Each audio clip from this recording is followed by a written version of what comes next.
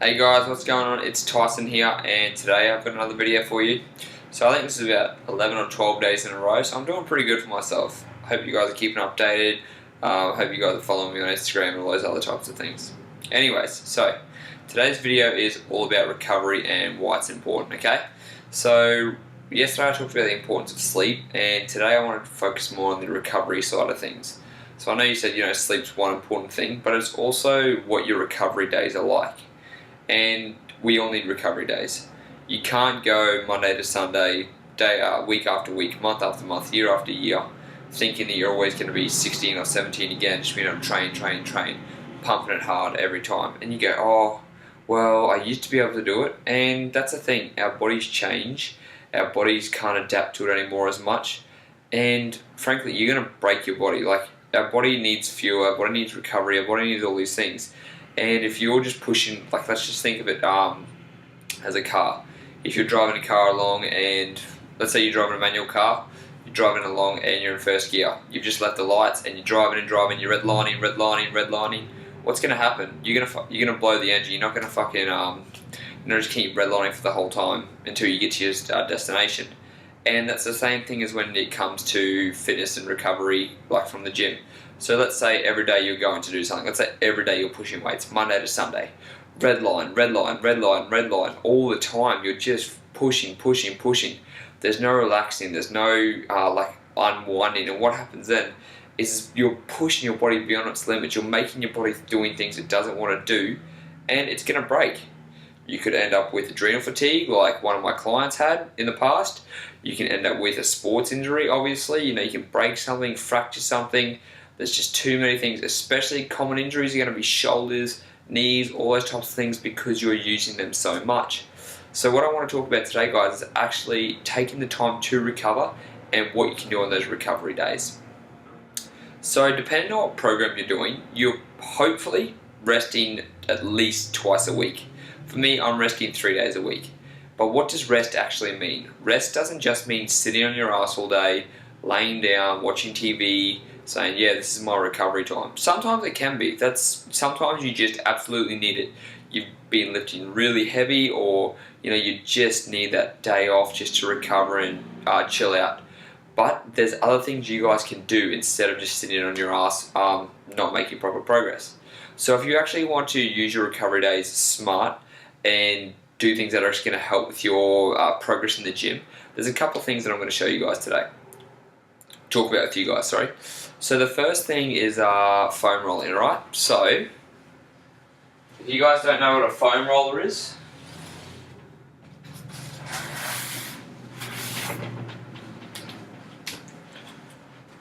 so there's a couple of things I'm going to talk about today. Oh shit.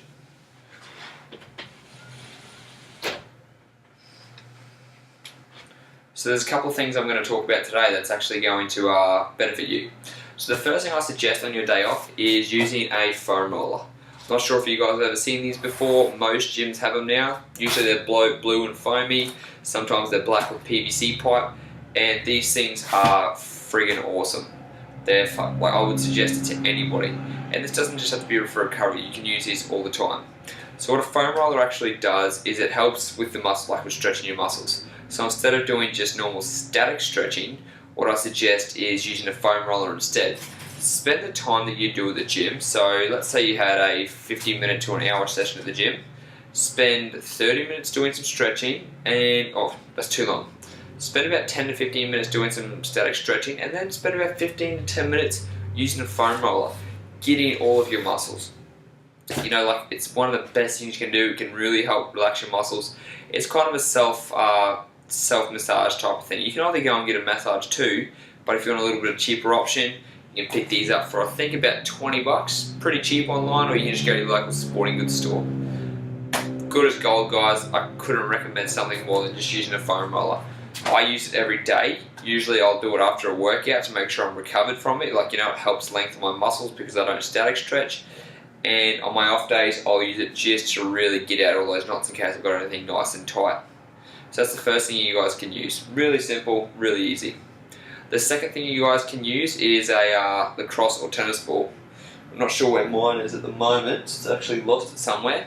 But what you can do with a lacrosse and tennis ball, same type of thing. roll on it, but it's more specific, it's more hard. You can get into those really tight places like in your traps, you can get it into your glutes, which is really good. Same type of thing, just rolling on it. You've got to take it really easy at first because it's fucking sore. You'll probably be swearing, you'll be like, oh shit, like it's nice and sore, but it's going to be good. It's going to be worth it. So that's pretty much still on the first tip. It's doing more foam rolling. The second thing I like to do, usually I'll do it later on in the afternoon or really early in the morning, go for a walk. Just getting yourself mobile, because sitting on your ass all day, sometimes it's good, but you need to be getting mobile, you need to be walking. Humans aren't meant to sit down all day. So get up in the morning, go in the afternoon, when you have your gym time, go for a nice relaxing walk. Calm down your mind, relax your body and just go out and walk. If you don't want to go out and walk, go to the gym and walk on the treadmill. But it doesn't have to be high intensity sprints and things like that. You can just go for a nice relaxing walk, let everything, come out, just chill out, listen to some music, do what you got to do, spend some time with active recovery, alright? So you've got self-myofascial release, which is the foam rolling and the lacrosse ball or tennis ball, whatever. You've got your walking. For me, sometimes I like to do, my off days will be a bit of a cardio day too, but it's not going to be as intense. So I might go for a jog around the park. I live across the city park, so it's really big. I might go and do some sled pushing. I might go and do some medicine ball slams. Occasionally I'll do a workout of the day if I feel like it. But usually on my rest days it'll be a nice jog, because I actually like to feel like I'm still doing some cardio. I'm still getting that aerobic fitness. I'm still using my lungs, getting my heart nice and healthy. So don't neglect the cardio, but you don't have to go balls to the wall if you don't want to. So that's another way you can use your recovery. So that's 3 ways. Or if you've got the money, go and get chiropractic or go and get a massage. Spend some money to really get someone to get out those knots in your back or to really help you loosen up, because massage does wonders. When you start getting tension out of the muscles, your muscles are going to be able to fire better, going to be getting more blood flow to that area, and it's just going to be overall better benefit for you guys to actually feel better, move better, and just, you know what massage is like, so it's really good. So that's another way you can do it. So that's 4 ways now. And another thing is you could nap. Take a nap. You know how I talked to you guys yesterday about sleep? Use that spare time to actually get in a nap, 15, 20 minutes, 30 minutes nap, or even an hour. It's up to you, whatever suits you. Like I said, you've got to find out what works for your body. So incorporating these different types of things for actually recovery is really going to help with your progress in the gym, making you feel better, not letting you get burnt out. It's just, there's a whole array of things, but you need to be doing smart recovery, guys. Because a lot of us, if you're sitting down watching TV, yeah, we can call it recovery, we can call it whatever we want, but don't bullshit. You know what recovery is. You know that you should be still helping your body every day, because sitting on a couch doesn't do much at all. So just go back over the 5 things. There you go, you guys. You can use your tennis ball or a foam roller to foam roll out the muscles to get really nice and relaxed. You guys can do your active walking around the place, walking, doing your static stretching, really calming the mind down. You guys can do some form of cardio, going for a jog, doing whatever you want to do in case you want to get the heart rate up a little bit. Do some sled pushing like I do for some recovery. Do some mobility work with your bands, with some bands or a dowel rod to use for your shoulder mobility, right? So you can use it all the way.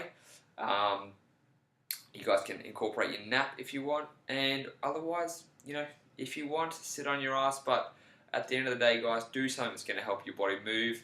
Make sure you're taking care of your body and listening to it every day. And that's really all I have to talk about, guys. So see you in the next video. I hope this is helpful. Let me know if you've taken any of these tips away and what you're going to be using. Make sure to follow me on Facebook and Instagram and all those other things. And I will speak to you guys next time. Stay strong, live long.